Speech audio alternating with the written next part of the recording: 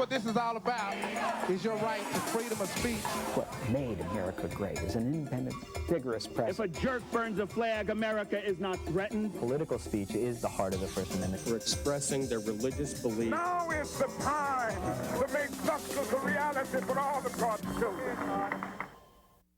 Welcome to Speaking Freely, a weekly conversation about free expression and America. I'm Ken Paulson. Our guest today is a man whose music moves down two roads. He's both the lead singer of the legendary rock band Steppenwolf and a thoughtful and sometimes provocative solo artist. We're delighted to welcome John Kay.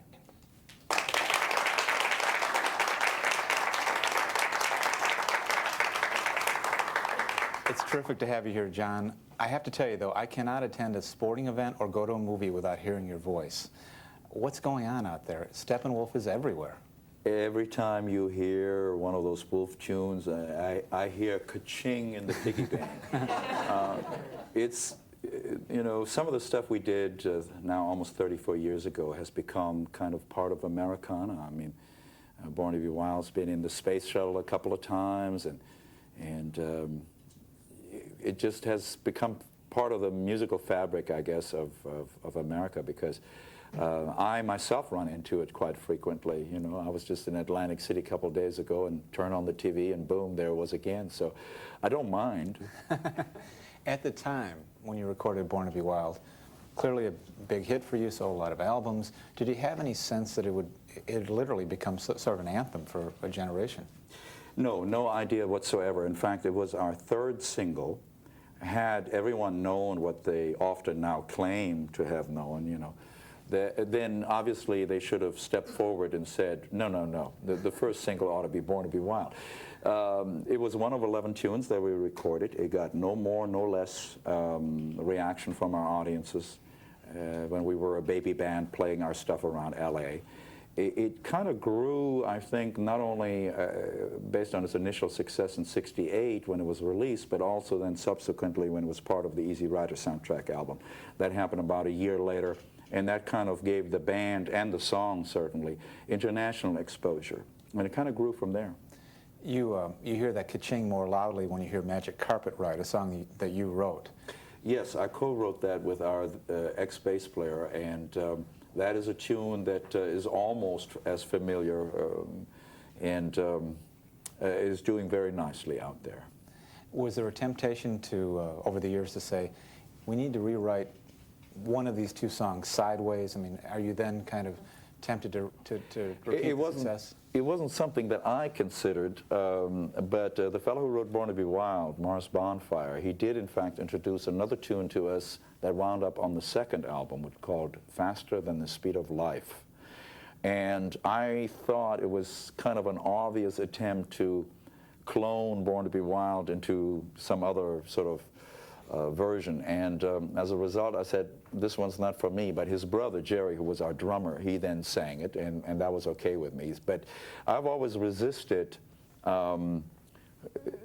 writing anything that I would have to be sorry for. And sitting here 34 years later, it's a decision I'm very glad, you know, that I made. So it's something that always was a little bit repugnant to me, because we were a band that was kind of, this is what we are, this is what we do, take this or leave this. And we were lucky in the sense that we became successful early on. And so we never really had to retreat from that sort of attitude. It had worked just fine. As you know, John, this show is largely about free expression and the First Amendment, and yet you were born in a country that had no First Amendment. Yeah, I was born in 1944, obviously before World War II was finished, in what was then known as East Prussia. It was part of Germany. Russia invaded that area at the end of the war, and my mother took me as an infant and headed west, and we got stuck one night in a small town where we were to spend the next 5 years of our lives, and which wound up behind the Iron Curtain. So in 1949, when I was almost 5 years old, my mother and I escaped across the border with the help of some people that were paid off into West Germany. And there I discovered roughly 56, 57, I discovered rock and roll, primarily courtesy of the Armed Forces Radio Network, because rock and roll was difficult to find on the German government-controlled radio stations. So between Armed Forces and a little bit of Radio Luxembourg, I had my ear glued to the radio to hear the likes of Little Richard and Elvis and others. And then by 53, my mother had remarried in the early 50s. The three of us, stepdad, my mom and I, immigrated to Toronto, Canada. And there, of course, I found that music of the kind that I loved was all over the radio band.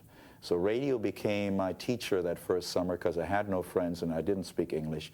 And between the DJs speed rapping and all of the music that I heard, you know, I kind of absorbed all that and learned the language as I went along. When you finally did make it in a very big way in the industry, did you ever have a chance to meet any of those early heroes you had while listening Yes, to I radio? did.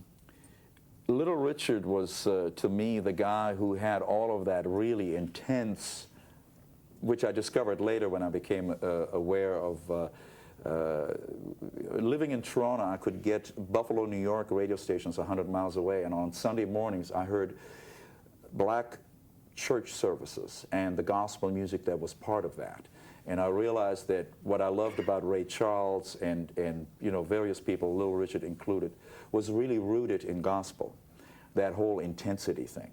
So Little Richard was the guy who was the first guy who gave me chicken skin, you know, top to bottom goosebumps when I heard that music.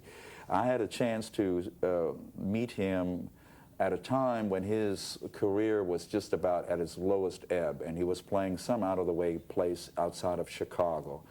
And I went backstage. All of us in Steppenwolf went to see him. We went backstage and introduced ourselves, and I told him, you know, very quickly how he had been really the key to my decision to do this for a living. And he was very gracious, in spite of the fact that he was in less than, you know, desirable circumstances. Many years later, in fact, less than 10 years ago, my wife and I are going down the elevator at the Hyatt House on Sunset Strip, and door opens, Little Richard with an entourage of people decked to the nines comes in, and I go, you know, I kind of state the obvious, Little Richard. And he goes, John Kay.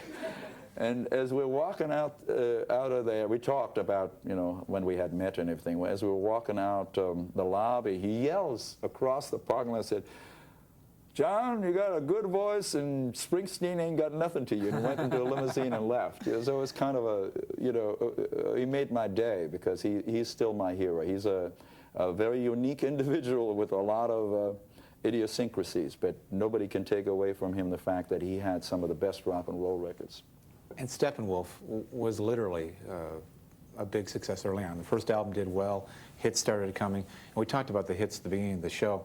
I know also there were some songs that rubbed people the wrong way. Probably your best known censored song was the target of Spiro Agnew in a speech in 1970, in which he warned American adults, parents, that their children were being exposed to songs that would encourage them to use illicit drugs.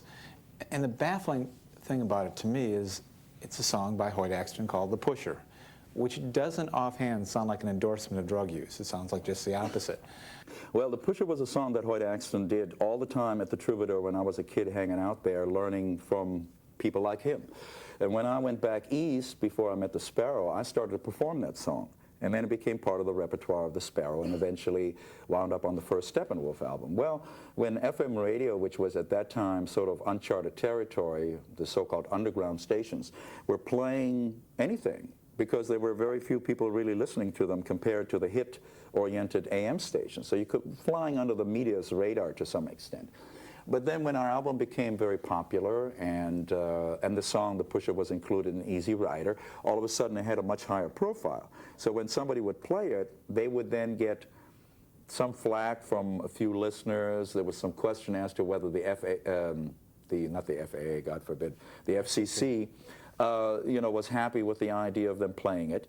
And all of a sudden, we got more and more reports that radio stations was doing sort of a hands-off thing. Now, one of the more striking examples of the resistance that we met with this song was when we arrived one day to play in Winston-Salem at some arena that held, you know, whatever it was, 6,000 or 8,000 or 9,000 people. And as far as we knew, everything was fine. They said, you know, we had a cell out there, and we came to the airport, and there was the mayor and the police chief. And what I could still, to this day, not figure out, the fire chief. And they said, well, we're here because we have a local candidate for office who is a Baptist preacher, and he's got this laundry list of songs that you're not supposed to play tonight because you're performing at a facility that was paid for with war bonds or something. It's war memorial or whatever. And so he somehow feels that they have this jurisdiction and the right to censor you in some way. And we looked at this stuff, and there was The Pusher and Don't Step on the Grass, Sam, and Monster, and a few other tunes. And we just said, well, that's not going to happen. So we got into a tug of war back and forth and cut to the chase. Finally, they said, okay, well, all these other, because we said, you know, the freedom of speech issue, if you want, you know, a lawsuit, we'd be glad, you know, our publicity agent is already drooling at the prospect. So they kind of backed off of everything except The Pusher. And they said, you cannot sing those words, goddamn. And we said, well, look, there's an official publication issued by the Baptists where one of their writers said, this song is not to be misunderstood. The term goddamn is used in the biblical sense. May God damn this person for doing what he does to other human beings. But they wouldn't hear any of that. So finally they said, okay, if you go up there and sing those words, we'll have police right behind you. They're going to arrest you on the spot. So we said, okay, those two words, we're down to this, that the issue of those two words. Yes, that was the understanding. So we went up there, we played a complete show, they were a great audience, and our encore often, and still is often to this day, The Pusher. So when we went back out there, it occurred to me that I would just tell them the truth. I said, we had an option this evening of canceling this entire show, sending people home disappointed, or to make a promise that we're going to keep, which is that we said there are two words in the song, The Pusher, which we will not sing. But we didn't make any such promise on your behalf. So we played the entire... And every time goddamn came up, there were these 8,000 people at the top of their lungs yelling this thing. And there were a lot of faces, you know, red faces backstage, but none of us spent the night in jail. So that was one of those times when we just had to find a workaround solution. Well, yeah. Now, you are a father.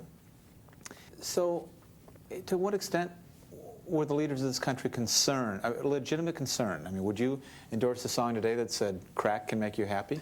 No. I do, however, endorse the right of that performer to express his or her opinion. I must also add that I'm one of those who feels that, for instance, in Germany, after the war, they outlawed the Communist Party, they outlawed the Nazi Party, they outlawed the Nazi salute, the Nazi flag, and so on and so forth. In light of what had happened under the Nazi regime, one could hardly blame them for wanting to take a firm response. On the other hand, in our country, we have freedoms that go beyond those limitations in Germany. And so everyone is able to say what they think, although, you know, people generally agree that you don't scream, you know, fire in a crowded theater unless there really is a fire. My feeling is this, that with the freedom that you are given here, there also comes a degree of responsibility in terms of exercising that freedom in a manner that is not destructive just for the sake of profit. And while I wouldn't for a moment suggest that we start censorship, because who gets to censor whom, and where does it stop? On the other hand, I feel that the same freedom of expression and freedom of speech is there for all of us, and it's really our job, I think, to speak up when we hear or see something that we find to be negative and destructive in terms of our collective humanity. When I travel in places like Belize or Malaysia or Indonesia, and I see what our so-called cultural exports at times, you know, result in terms of repercussions. I mean, when I was in Belize, the local kids in Belize City had drive-by shootings from bicycles because they couldn't afford cars, but they saw that gang shootings were the thing to do based on what they saw coming over satellite from the U.S. You know, so there are consequences of what you create, and every time you make a video, a book, a song, a film, whatever that may be, you have an option of sitting there and saying, whatever I make now can be an agent for, that doesn't mean you should sugarcoat reality and not rub people's noses in things that are unpleasant and that are, you know, so on. But by the same token, I personally have great difficulty in justifying somebody's work which is directly geared to the lowest, basest instincts that all of us have to a certain extent, strictly for profit. I think we're entitled to say, we disagree with this. You have maintained Steppenwolf for many years, and probably, I can't count the number of times I've seen references to John Kay, former lead singer of Steppenwolf. Ah, yes. When in fact Steppenwolf is still going strong and people can see you all over the country. How many dates a year do you play as Steppenwolf? We've cut back substantially, but we still do this year 55 dates, and we play primarily North America, but fairly regularly in Europe. We were just in Europe about 10 days ago in Hungary. Last year we were in Brazil. So we have fans in many parts of the world, but the majority of our concerts take place in North America. Now, you've been on the road recently promoting your new album, Right. Cannonball Records, Right. and it is a departure of sorts. It almost harkens back to some of the early material you embraced as a performer. It does. It is, in fact, very much a return to those days that I talked about earlier when I was a guy at the Newport Folk Festival being exposed to topical songs and the blues. I had accumulated a handful of tunes that I'd written in recent years, and I realized fairly early on that these were tunes that were going to wind up on a solo project because they were highly personal in nature, point of view songs. And the majority of them were steeped in the Delta or Chicago blues influences. And it's an album called Heretics and Privateers. And it's sort of about those of us who have found that the sort of standard issue pursuits in life that often we're told is the direction we ought to pursue. You know, there's school, and then there's the degree, and then there's the career, and then there's the mortgage and the marriage. And, you know, it doesn't work for everybody. I think there are particularly a lot of young people out there that I come across who kind of say, you know, less in terms of materialism is okay with me, but leave me my life. I really don't want to wind up in sort of a Dilbert cubicle corporate existence. And I support them because, you know, I think our consumerism society and various related issues that are connected to that, such as big business, you know, pulling the strings in Washington, what have you, is not good for us as a species. I think there needs to be a sense of balance. I think that politicians and business people need to be held accountable for their actions or inactions on a global basis. And I was tremendously heartened to see young people in the streets of Washington months ago during one of the World Trade Organization meetings or whatever, chanting, "The world is not for sale."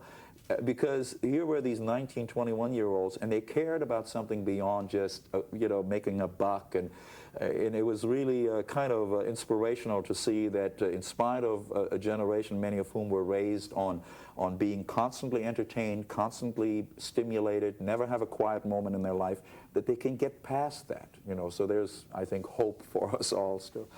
And if people have an interest in buying this CD, they go to steppenwolf.com, is that? Steppenwolf.com is as good a place as any, Amazon.com. If you're on the web, it's an easier way to find this record than going to your Sam Goody or some equivalent in the mall, where, unless it's Britney Spears, you know, you're not likely to find everything these days. Well, the album's had some wonderful reviews, and it's always a good sign when they don't mention Britney Spears, but instead mention Woody Guthrie in the reviews. I can think of no better way to close today's show out with a song from the new album.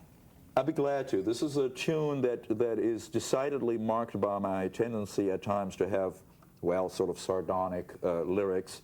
A warped sense of humor, I guess, is a good way to describe it. Because we've gotten to a point where I think the next stage in terms of consumer advertising will be the prenatal programming, you know, where they attach electrodes to a pregnant mother so that when the baby is born, it already says, I want my Gap jeans. Because it just seems endless. Well, I'm sure we're all aware of the various examples one could cite. So I have this sort of, I don't know if you want to call it a vision or a nightmare, but somewhere in the future that, you know, you're going to have to really explain yourself for not getting with the program of living happily in the endless commercial. There will probably be some sort of consumer-related organization that will send the great inquisitor, you know, checking on your visa statements. My name is not important. I've been sent to put an end to the ranking in the ranks of the disloyal opposition. Oh yeah. Now you've been heard to complain, you don't like the status quo, and you haven't met your quota of spending. Don't you know your mission is to conform and to consume? You're way behind now, so get your ass started. Where would we be if we all did what we wanted? Of industry would grind up to a halt.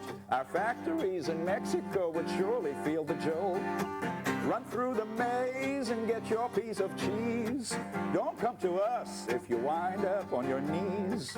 I know inside, yes, you may be seething, but we want you good and tired, just barely breathing.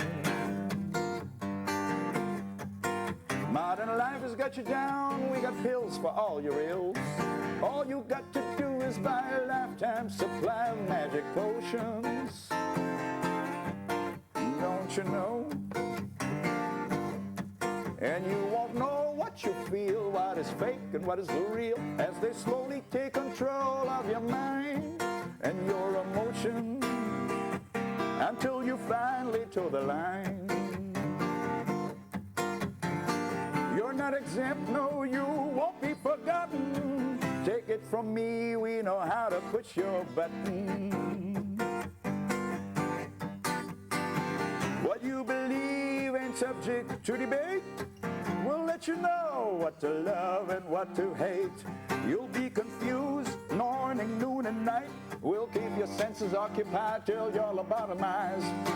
We'll entertain you till we drive you to drinking. Did you believe we want you to start thinking? Yeah, we are the global merchants. We got beads for all your needs. To sell our way of life to the entire universe is our agenda.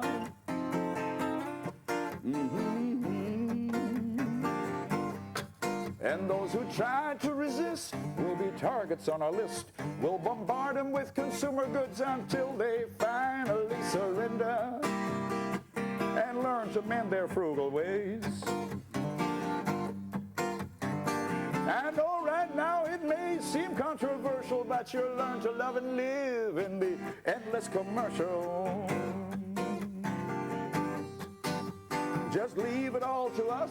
Trust me, we know best. Just park the kids by the TV. We'll do all the rest. We'll pull the strings behind the scene and let you all believe that you're living in a dream. Should you wake up screaming, how'd this come about? Just keep your mouth shut if you find a way out.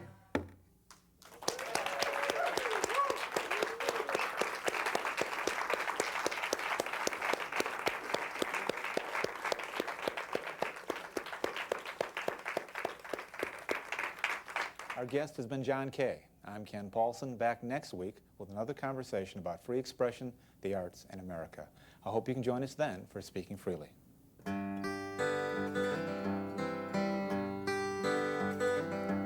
You say it was this morning when you last saw your good friend lying on the pavement with the misery on his brain, stoned on some new potion he found upon the wall of some unholy bathroom in some ungodly hall.